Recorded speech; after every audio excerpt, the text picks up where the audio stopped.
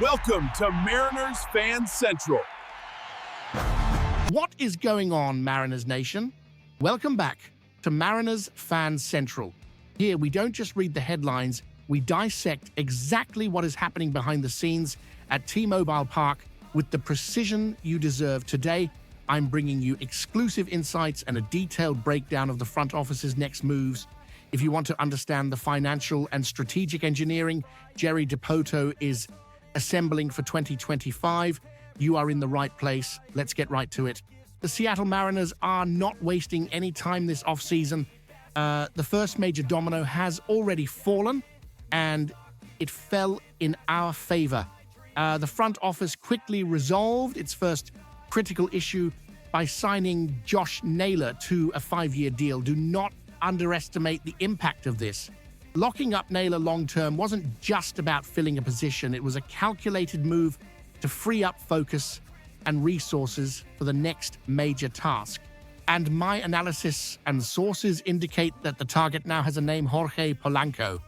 I've been analyzing the reports and cross-referencing with league insiders, and the situation with Polanco is heating up. For those who follow the financial details of the MLB, you know that market value dictates the rules. Daniel Kramer from MLB.com, a source I respect highly for his accuracy, reported this weekend that the market for Polanco is shaping up around a 2-year contract. And the number, we are talking about something in the range of $24 million. Now, I want you, the true to the blue fan, to stop and think about that figure. $12 million a year. It's a considerable investment, but one that reflects the scarcity of offensive second baseman in the current market. Polanco isn't just an infielder. He is a switch hitter who has proven he has firepower, even in a park that is historically tough on hitters like ours. What I can confirm for you is that contact has already been established.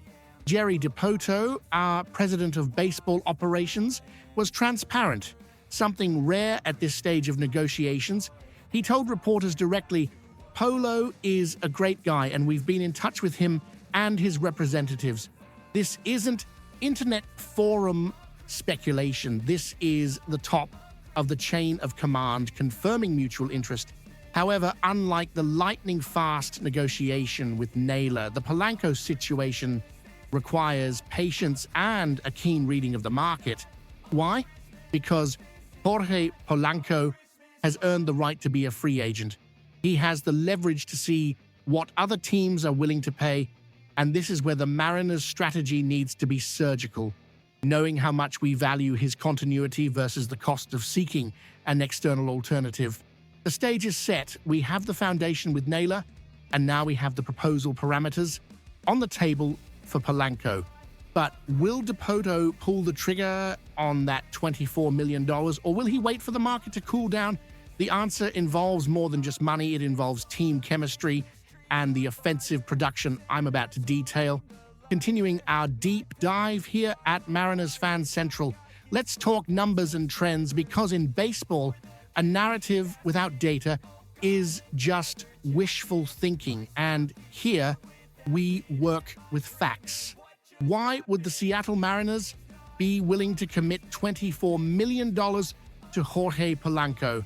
The answer lies in power production. During the regular season, Polanco hit 26 home runs wearing our jersey. In a league where offensive production from second base is often a black hole for many teams, having a switch hitter capable of putting 26 balls over the wall is a valuable asset.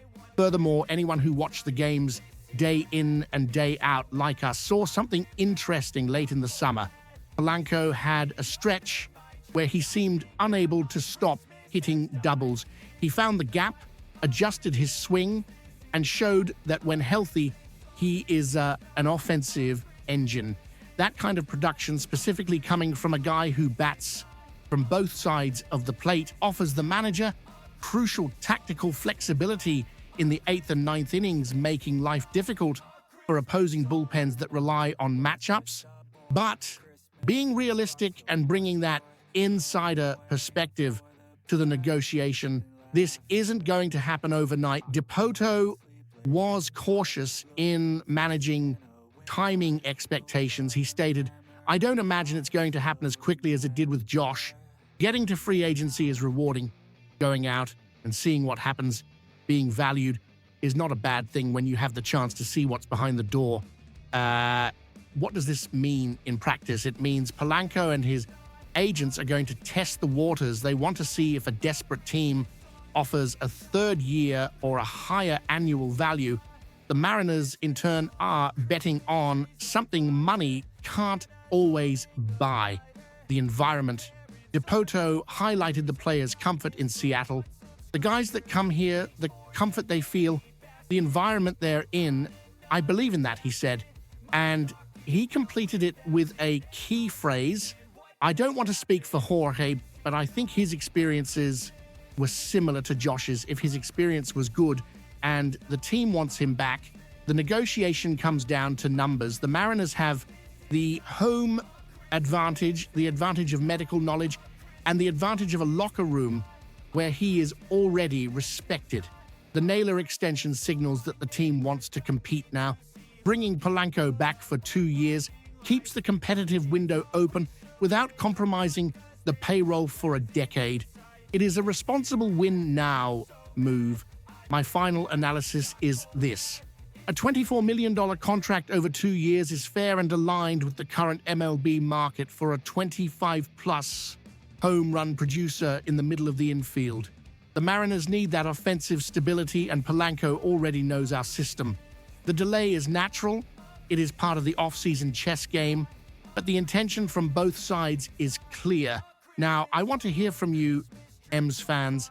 Would you pay the $24 million for 2 years of Jorge Polanco, or do you think the Mariners should take that money and invest it elsewhere? Does the production of 26 home runs justify the investment, or are you worried about his consistency? Leave your honest opinion in the comments below.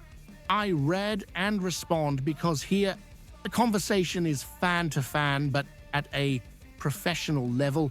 If you enjoyed this detailed analysis and want to be the first to know when pen hits paper or when the next market bomb drops, subscribe to the channel now and hit the bell icon. Don't rely on the algorithm, rely on Mariners Fan Central. We will track every step of this negotiation. Until next time, and as always, go Mariners.